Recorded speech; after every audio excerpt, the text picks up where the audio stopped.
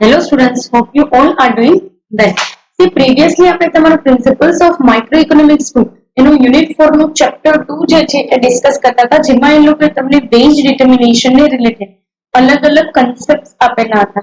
બરાબર, જેમાં આપણે વેજ ડિટર્મિનેશન મોનોપોલીની અંદર કેવી રીતે થાય, કયા મોનેટરી વેજીસ ને લોકો ડિસ્કસ કરે છે, કયા રિયલ વેજીસ જે છે એને લોકો ધ્યાનમાં લે છે, કેવી રીતે પ્રેક્ટિકલી કંપનીની અંદર રિયલ અને મોનેટરી વેજીસ ને ઇમ્પોર્ટન્સ આપવામાં આવે છે. બરાબર, as well as labour exploitation જે છે એ બી આપણે જોઈ લીધું. હવે યુનિટ 4 નું ચેપ્ટર 3 છે ઇન્ટરેસ્ટ. બરાબર, સી આની અંદર તમને ચારે ચાર ફેક્ટર્સ જે છે ને, જે ફેક્ટર્સ ઓફ પ્રોડક્શન એની એ લોકોએ વાત કરેલી છે. બરાબર, પહેલું જે છે આનું પહેલું ચેપ્ટર જે છે એની અંદર તમે એમાં પર્સપેક્ટિવ સ્ટડી કર્યા કે જેમાં કંપનીને રિલેટેડ બેઝિક વસ્તુઓ હોય. પછી આપણે વેજીસ જોઈ લીધું, એટલે કે તમારા મજૂર વગર તો તમારે કામ થઈ શકશે નહીં. બરાબર, તો મજૂર જે છે એના માટે તમારે એને વેજીસ આપવા પડે, મજૂરને લઈ આવવા માટે. તો એ એક વસ્તુ જોઈ લીધી. હવે તમને એક બીજો કન્સેપ્ટ આપેલો છે, એ છે ઇન્ટરેસ્ટ. ઇન્ટરેસ્ટ એટલે કે વ્યાજ. બરાબર, એ વસ્તુ કે જે નોર્મલી કોઈ પણ કંપની બરાબર કેપિટલ જે છે એને અક્વાયર કરે છે, અથવા તો એવું કહી શકાય કે લોન લે છે અને લોન જે છે એના ઉપર પે કરવામાં આવતું ઇન્ટરેસ્ટ. બરાબર, આપણે આ એક વસ્તુ જાણીએ છીએ કેપિટલના મામલામાં, એટલે કે મૂડીના મામલામાં. બરાબર, કે આપણે ક્યાંયથી મૂડી જે છે એ લીધેલી છે અને એ મૂડી ઉપર આપણને વ્યાજ લાગે છે. બરાબર, ત્યાં સુધી આપણે જે છે એની પૂરેપૂરી અમાઉન્ટ જે છે એ રીપે નથી કરી દેતા. બરાબર, so let us discuss about that. But અહીંયા તમને ઇન્ટરેસ્ટને રિલેટેડ બીજા ઘણા બધા કન્સેપ્ટ જે છે એ જોવા મળશે. બરાબર, કારણ કે not only that particular part, બરાબર, ખાલી એ જ એક વસ્તુ નહીં, બટ અમુક એવી વસ્તુઓ કે જેમાં તમને આઈડિયા આવશે કે કોઈ વસ્તુ ઉપર કામ કર્યા પછીનું રિવોર્ડ એ પણ ઇન્ટરેસ્ટ જ કહેવાય છે. અથવા તો એટલા સમય આપણે જે એફર્ટ્સ કર્યા એના પછી આપણને જે કાંઈ પણ અમાઉન્ટ રિસીવ થાય છે, that reward amount, that is also the interest. બરાબર, so let us discuss about that part. શું કહેવા માંગે છે લોકો? In today's capitalist industrial system, the most important factor of production is capital. The owner of the capital receives the return for the use of capital, and this return is called interest. બરાબર, જે કોઈ પણ વ્યક્તિ કેપિટલનો મૂડીનો માલિક હોય, એ માલિક જે છે એને એક રિટર્ન મળે છે, અને રિટર્ન જે છે એને આપણે ઇન્ટરેસ્ટ કહીએ છીએ. યસ ઓર નો? બહુ બેઝિક એવા કન્સેપ્ટથી આપણે જઈએ તો માની લો કે હું એક નાનું વેન્ચર સ્ટાર્ટ કરું છું. બરાબર, એ વેન્ચરની અંદર હું 5 લાખ રૂપિયા રોકું છું. આ 5 લાખ રૂપિયા રોકી અને હું આવનારા 1 વર્ષ સુધી કે આવનારા 2 વર્ષ સુધી જે છે એ પ્રોડક્શન પ્રોસેસ કરી અને એમાંથી એ પ્રોડક્શન પ્રોસેસને માર્કેટની અંદર જે કાંઈ પણ આપણને એમાંથી આઉટકમ મળે છે અને માર્કેટની અંદર વેચી અને પૈસા કમાવું. અને એ પૈસા મને મારા રોકાણ કરતા વધારે મળે છે, તો isn't it interest? સો આને ઇન્ટરેસ્ટ ન કહેવાય, આને વ્યાજ ન કહેવાય, બિલકુલ કહેવાય. કારણ કે આપણો એક રિવોર્ડ છે, એ આપણી મૂકેલી મૂડી જે છે એનું રિટર્ન છે. બરાબર, કોઈ પણ વસ્તુ આપણે જે પે કરીએ છીએ એના રિટર્નમાં કંઈક ને કંઈક મેળવીએ છીએ ને. હવે દુકાને જાઓ છો ને 10 રૂપિયા આપો છો અને તમે કોઈ 10 રૂપિયાની વસ્તુ માંગી છે, તો બેસિકલી તમે 10 રૂપીસ ખાલી નથી આપતા, એ 10 રૂપીસના બિહાફમાં તમે કંઈક રિસીવ બી કરો છો ને. તો આ પણ એ જ પ્રકારની વસ્તુ છે. એ લોકો એવું કહે છે કે કેપિટલ જે છે ઇમ્પોર્ટન્ટ ફેક્ટર છે પ્રોડક્શન, અને પ્રોડક્શનનું ઇમ્પોર્ટન્ટ ફેક્ટર જે છે એના માટે જે કોઈ પણ વ્યક્તિ મૂડીનો માલિક છે, જે મૂડી રોકવા વાળો વ્યક્તિ છે, એને એના બદલામાં કંઈક રિટર્ન મળે છે. બરાબર, અને એ રિટર્ન જે છે એનો આપણે યુઝ કરીએ તો એ રિટર્નને આપણે શું કહીએ છીએ તો કે વ્યાજ, ઇન્ટરેસ્ટ. બરાબર, શું એ એક કન્સેપ્ટ આપણને અહીંયા આપેલો છે. આગળ તમને કે છે in ordinary language the term interest refers to the payment made by the borrowers to the lender of a capital for its use. બરાબર, બહુ સામાન્ય ભાષામાં જો જોવા જઈએ અથવા તો એવું કહેવાય છે કે વ્યવહારુ ભાષામાં જો જોવા જઈએ તો ઇન્ટરેસ્ટ એટલે કે વ્યાજ એ વસ્તુનું પેમેન્ટ છે કે જેમાં બોરોવર એટલે કે લોન લેનાર, મની લેન્ડર, બરાબર, ટુ ધી લેન્ડર એટલે કે જે વ્યક્તિ આપણને લોન આપેલી છે એની મૂડી જે છે એને યુઝ કરવા માટે આપણે જે પૈસા પે કરીએ છીએ એને વ્યાજ કહેવાય છે. અને બેઝિકલી એ જ રીતે હોય છે દરેક જગ્યાએ, whether it is the reward or it is the interest on loan, both the things does carry similar concept. બરાબર, એક સિમ્પલ એવી વસ્તુ આપણને જે ખબર છે એને આ લોકો ઇન્ટરેસ્ટ તરીકે રિફર કરાવે છે કે ભાઈ જેમાં બોરોવર એટલે કે લોન લેનાર વ્યક્તિ જે છે એ લોન આપનાર વ્યક્તિના પૈસા જે છે એને યુઝ કરવા માટે, એને અમુક સમય સુધી યુઝ કરવા માટે પેમેન્ટ કરે છે એને કહેવાય છે વ્યાજ. અને દરેક વખતે વ્યાજ તો આપણે પે કરીએ જ છીએ. બરાબર, so yes this is the basic one. બરાબર, બેઝિક જે છે એ તમને કન્સેપ્ટ આપેલો છે. આગળ તમને કહે છે કે ઇન્ટરેસ્ટ મે બી pad either monthly, quarterly, half yearly ઓર યરલી. બરાબર, ઇન્ટરેસ્ટ જે છે એ 1 મહિને, 3 મહિને, 6 મહિને કે પછી વર્ષે જે છે એ પે કરવામાં આવે છે. બરાબર, it is entirely depend upon the nature of loan. બરાબર, nature of loan or nature of capital that you are getting. બરાબર, કારણ કે એનો જે વ્યાજનો ડ્યુરેશન છે ને એના ઉપર આધાર. અને તમે 3 મહિનાની લોન લીધી તો 6 મહિનાનું વ્યાજ પે ન કરવાનું, તો 3 મહિનાનું જ વ્યાજ જે છે એ પે કરવાનું. બરાબર, તમે હાફ યરલી જો લોન લીધી હોય તો હાફ યર નું જ ઇન્ટરેસ્ટ પે કરવાનું, યસ ઓર નો. અને તમે જો યરલી જે છે એ લોન લીધેલી હોય તો પછી એના પ્રમાણે પે કરવાનું. And so yes, it is entirely dependent upon the nature of loan or capital you are getting or you are borrowing. આગળ જે છે તમને અમુક પ્રોફેસર્સ લોકોએ આપેલી ડેફિનેશન્સ આપેલી છે. બરાબર, professor Meyers, Cairncross, Seligman as well as Keynes. બરાબર, સો એ લોકોએ ડેફિનેશન્સ આપેલી છે. Let us discuss about that part. Professor Meyers નું કેવું એવું છે કે interest is the price paid for the use of loanable funds. બરાબર, લોનેબલ ફંડ્સ એટલે કે લોન આપી શકાય. બરાબર, લોન માટે આપી શકાય કે લોન તરીકે લઈ શકાય એવા લોનેબલ ફંડ્સ કે જેને તમે યુઝ કરો છો એના માટે તમે જે પ્રાઇસ પે કરો છો that is known as the interest, અથવા તો એને તમે વ્યાજ કહી શકો છો. અને બેઝિકલી બી આ જ રીતે હોય છે. બરાબર, પૈસા ભલે ને આપણા હોય પણ તમે એક કન્સેપ્ટ ભણી ગયા હશો અકાઉન્ટિંગ ની અંદર, એ છે કે તમે અને તમારી એન્ટિટી જે છે અલગ વસ્તુ છે. બરાબર, એટલે જ તમે લોકો છે ને ઓનર જે છે ને એની કેપિટલ ઉપર ઇન્ટરેસ્ટ આપતા હતા. અને ઓનર જે ડ્રોઈંગ લઈ જાય છે, બરાબર, ડ્રોઈંગ તરીકે પૈસા લઈ જાય છે એટલે કે ઉપાડ તરીકે, એના ઉપર પણ તમે વ્યાજ લગાડો છો. કારણ કે અકાઉન્ટિંગ જે છે એનો કન્સેપ્ટ એવું કે છે કે separate legal entity, your business is a separate legal entity from you. તો તમે અને તમારો બિઝનેસ બંને અલગ છો. ભલે તમે ખુદ જ પૈસા નાખો છો પણ તોય બિઝનેસ ની અંદર જે એ પૈસા આવે છે એ તરત જ કેપિટલમાં જાય છે અને એના ઉપર વ્યાજ જે છે એ ઓનર ઓફ ધ કેપિટલ ને મળે છે, એટલે કે તમે હોય તો તમને મળે છે. બરાબર, સો બેઝિકલી એ જ કન્સેપ્ટ લોકો જાય છે. According to Professor Crane-Cross, interest is the price for the hire of a loan. તમે એક વસ્તુ ભણી ગયા હશો, હાયર પરચેઝ નામની વસ્તુ.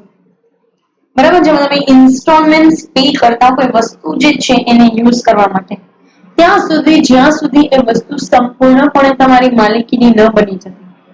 બરોબર, આ ઈ પ્રકારનું જ જે છે એ બે થી આ લોકો કહે છે કે ભાઈ તમે લોન જે હાયર કરો છો અમુક સમય માટે જે પૈસા યુઝ કરો છો એના માટે તમે પેમેન્ટ કરો છો and that payment is known as interest. બરાબર, એ પેમેન્ટ ને ઇન્ટરેસ્ટ કહે છે. Fine, so that is the thing. આગળ પ્રોફેસર સિલિગમેન જે છે એને એક ડેફિનેશન આપેલી છે કે interest is the return from the fund of capital. Interest જે છે એ તમારા મૂડી જે છે, બરાબર, એનું એક એવું કહી શકાય કે એ ફંડ જે છે એના તરફ તમને એક રિટર્ન મળે છે. બરાબર, અને એ રિટર્ન કેવી રીતે મળે છે, શું કામ મળે છે, એ બી આપણને આઈડિયા છે જ. બરાબર, કારણ કે તમારા પૈસા કોઈ બીજો વ્યક્તિ જે છે અમુક સમય સુધી યુઝ કરે છે, તો ઓફકોર્સ કે તમે એને યુઝ નથી કરતા તો it means you are postponing something. અને તમે જો પોસ્ટપોન કરતા હોય તો તમને એના માટે રિટર્ન મળવું જોઈએ. આગળ જે છે લિક્વિડિટી પ્રેફરન્શિયલ જે છે એ ટાઈમ પ્રેફરન્સ એની અંદર આપણે શીખશું. બરાબર, આગળ જે છે તમને લોર્ડ કેન્સ જે છે એને એક કન્સેપ્ટ આપેલો છે. એમાં એને એવું કીધું છે કે it is a purely monetary phenomena. બરાબર, આખા જે છે એ કન્સેપ્ટ ની અંદર કેન્સ જે છે એને એક ડેફિનાઇટ વ્યૂ આપેલું છે કે જેમાં એનું કહેવું એવું છે કે ભાઈ આ કન્સેપ્ટ આખો અને આખો જે છે એ પૈસાને રિલેટેડ છે. હકીકત એવું નથી, આગળ જોશું આપણે કે time also plays an important role. બરાબર. Lord Keynes consider it as a pure monetary phenomenon and define it as the premium which has to be offered to induce people to hold their wealth in some form other than hoarded money.